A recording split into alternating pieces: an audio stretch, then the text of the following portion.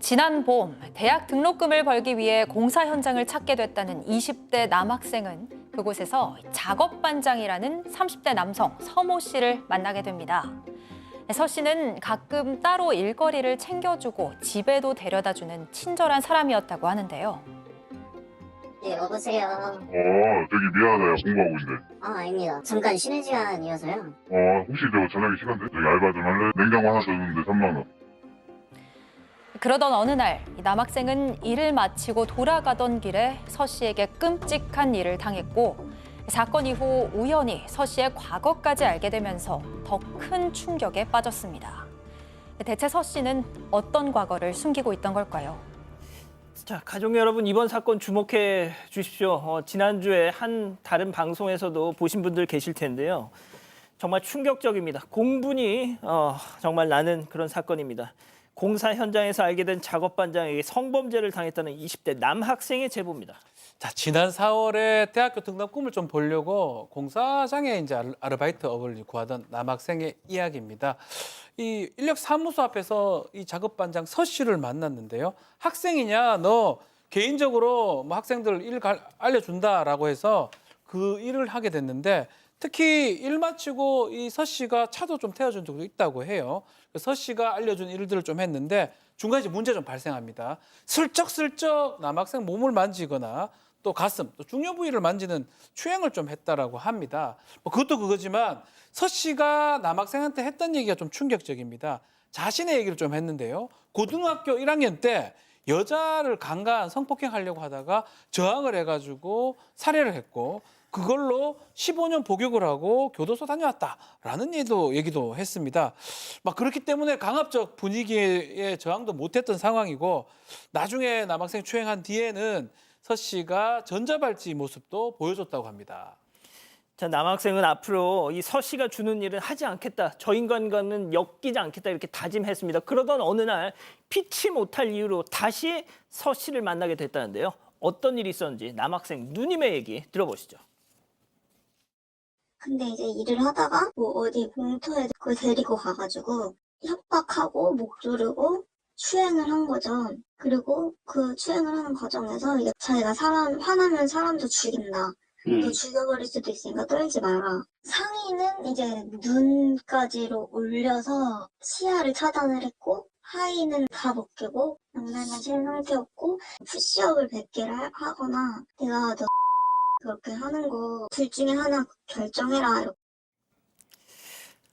자, 이 서 씨가 하던 일이 마무리되지 않았다고 일이 마무리되지 않았으니까 나와 해서 어쩔 수 없이 불려 나가는데 그날 사건을 당합니다. 예, 그 일이 나왔으니까 정말 그리고 자기도 추행했던 그런 경험이 있으니까 안 나가려고 했는데 어쩔 수 없이 나갔다라는 거라서 공터에서 일 끝나고 잠깐 만난 사이에서 이 서 씨가 갑자기 이제 그 남학생을 공터 옆에 벤치로 끌고 가면서 어깨 동무를 하면서 이렇게 추행을 시작을 했다라는 겁니다. 그리고 한번 그 서 씨의 차에 상처를 낸 적이 있었나 봐요. 그래서 그때 죽여버리고 싶었다라는 식으로 얘기를 하고 나 화나면 사람 죽이는 거 알지? 예전에 이제 그 일을 한번 했었으니까 그렇게 하고 겁을 주면서 어깨 동무한 상태로 목 조르고 또 옷을 벗기고 주요 부위 만지고 이렇게 추행을 하고 그런 과정에 또 명치를 세게 때리면서 폭행도 했던 겁니다.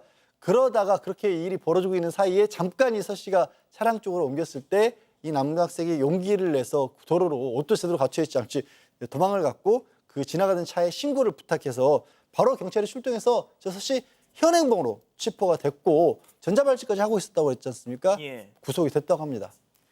자, 지금부터 주목해 주십시오. 이 서모라는 자 정말 끔찍한 자였습니다. 체크포인트 짚어보죠. 초등생 성추행 살인범입니다. 자, 피해 남학생의 얘기 직접 들어보시죠. 이제 과거 살인했던 거 제 실명으로 인터넷 검색해서 그냥 살인 이렇게 검색하니까 나왔다 해서 봤는데 기사가 여러 개 있더라고요. 거기서 저희는 확실히 해서 계속 찾아보다가 그 옛날 피해자 그 협력 요지서를 어떤 사람이 블로그에 올렸는데 개인 아이디로 댓글을 다는 거예요. 자, 교수님, 20년 전 초등생을 성추행하고 살해한 살인범이었습니다. 네, 정말 끔찍합니다. 이 남학생이 어렵게 가족에게 털어놓았어요, 이 얘기를. 그랬더니 남학생의 아버지께서 이제 검색을 시작하셨습니다. 이 사람 좀 이상하다. 그래서 이 사람의 이제 실명과 여러 가지 이제 뭐 사건, 범죄, 살인 막 이런 것들을 검색을 해보니까 이 사람이 서 씨가 고등학교 때 10살짜리 초등학생 아이를 성폭행하려다가 반항하니까 살해했었던 그런 기사가 뜨는 거예요. 그 내용도 너무 끔찍합니다. 본인이 같이 태권도장에 다니던 어린 10살짜리 아이한테 이제 성충동을 느껴서 그 아이를 동네 한 바퀴만 돌자라고 말한 다음에 공터로 데려가서 성폭행을 하려다가 아이가 막 반응을 하니까 그때 이제 그들 또 흉기도 갖고 다녔대요. 그 흉기를 꺼내서 위협하다가 결국에는 수행도 하고 결국에 이제 살해를 한 사건입니다. 나중에 이 기사에 어떤 사람이 댓글을 달았대요. 이 사람은 그냥 두면 안 된다. 뭐 사형을 시켜야 된다. 뭐 이런 댓글이었나 봐요. 그랬더니 이 서 씨가 본인의 아이디로 그래 한번 죽여봐라. 자신 있으면 한번 해봐라. 이런 식의 또 댓글을 달았다고 합니다. 저희가 2005년 그 초등생 성추행 살해 사건 당시 판결문을 확인했습니다. 정말 잔인했습니다. 네, 더 충격적인 게 있는데요. 이 고등학생이었던 서 씨, 초등생을 살인하기에 앞서서 3명의 초등생을 성추행한 전적도 있었습니다. 당시 서 씨가 미성년자라는 이유로 처벌도 받지 않고 기소유예로 끝났었는데, 그러니까 살해당한 피해 아동이 4번째 피해 아동이었던 겁니다. 이에 재판부는 서 씨가 만 16세에 불과하지만 성추행으로 기소유예를 받은 지 4개월 만에 또다시 초등생을 성추행하려다가 살해했다면서 징역 15년을 선고했습니다. 피해 아동의 유족에 따르면 서 씨는 살인을 하기 전, 그러니까 3번의 성추행을 했을 때 다니던 고등학교에서 징계도 받지 않고 어리다는 이유로 기소유예로 계속 풀려났었다고 합니다. 4번째 범행을 저지른 뒤에는 서 씨가 범행 사실이 알려지게 될까 봐 두려운 마음에 직접 피해 아동을 살해해 버렸다고 진술했습니다. 당시 서 씨는 징역 15년을 받고 복역을 한 뒤 지난 2020년에 만기 출소했습니다. 초등학생을 죽였을 때 나이가 17살이었습니다. 15년을 꽉 채워서 살아서 나왔어도 32살이었습니다. 이 서모, 이 피해 아동의 아버지에게 출소 직전에 직접 손편지를 보냈습니다. 이 피해 아동의 아버지 얘기 들어보시죠.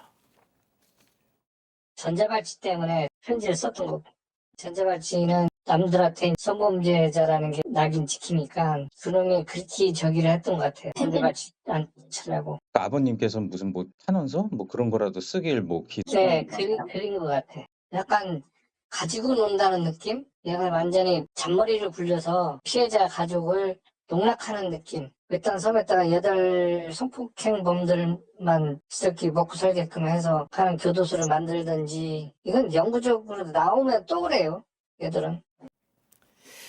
저도 저 편지 읽어봤는데요. 박 변호사님 네. 내용 좀 소개해 주시죠. 자, 이 편지가 서 씨가 출소를 얼마 안 앞둔 그 시점에 본인이 썼던 겁니다.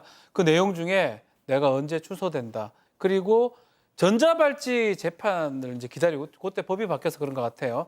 그러고 있다면서 얘기를 하는데 피해 아동의 넋이 생각난다라고 재판장한테 반성하는 모습이긴 한데 뒷부분이 좀 충격적이에요. 전자발찌를 단 순간에 여러 편견에 맞서 살 예정이다. 부디 자기가 잘 이겨낼 수 있도록 노력할 수 있도록 지켜봐달라라고 하면서 마지막에 어떤 게 있냐면 피해 아버님 연락처 달라라고 지금 요청을 합니다. 사실은 이렇게 편지 쓴 목적이 혹시나 탄원서를 써주는 걸 바란 게 아니냐라고 해서 피해 아버님 입장에 상당히 농락당했다는 기분이 들었다고 하고 결국 2020년에 출소 이후에 전자발찌를 차게 됐고요. 5년 뒤에 지금처럼 공사 현장에서 20대 지금 남학생 성추행을 한 혐의로 또다시 재판을 받게 됩니다. 자, 다시 그냥 정말 간단하게 정리해 드릴게요. 내 생떼 같은 내 새끼를 죽인 살인범이 편지를 써서 아버님 연락처 좀 알려주세요. 그런 편지를 보낸 겁니다, 지금. 네, 그렇습니다. 정말 끔찍한 상황이고 이런 상황에서 이 사건이 알려지고 사실 유족 입장에서는 그때 일을 다시 떠올리기조차 괴로울 텐데 하지만 이 유족들, 초등학생 피해자의 유족들 그리고 이번에 또 이 일을 겪은 남학생이 다 인터뷰를 또 응해줬습니다. 다른 게 아니라 강력하게 좀 처벌을 해달라라는 겁니다. 왜냐하면 서 씨가 이게 뭐 출소한 다음에 뭐 RC 모형 동호회라든가 아니면 차량 동호회 이런 데서 굉장히 활발하게 활동을 해서 이 그 동호회에 있는 사람들은 그 아이들을 알 정도라고 합니다. 그리고 공사 현장에서 다른 학생들을 또 이렇게 대상으로 일자를 주고 그랬지 않습니까? 그러면 5년이나 이미 흘렀기 때문에 또 다른 피해자가 있을 수도 있다라는 겁니다. 물론 이 범죄 전력도 있고 전자발찌도 착용한 상황이라고 하지만 이게 어쨌든 성추행이라는 게 법정형의 한계가 있으니까 만약에 피해자들이 다른 여러 또 있는데 동성에게 성추행 당했다든가 이런 때문에 혹시 수치심 때문에 못 나오고 계신다면 좀 나와달라는 겁니다. 그래야 조금이라도 더 여러 명의 피해자가 있으면 그만큼 벌이 무거워지니까 강력하게 처벌할 수도 있을 것으로 기대를 하고 있는 겁니다. 동성 성폭력 피해자가 분명히 그 수치심에 말을 못하고 계시는 분들이 계실 것이다 해서 이 피해자 유족 그리고 이번 사건의 피해자 가족께서 용기를 내주셨습니다.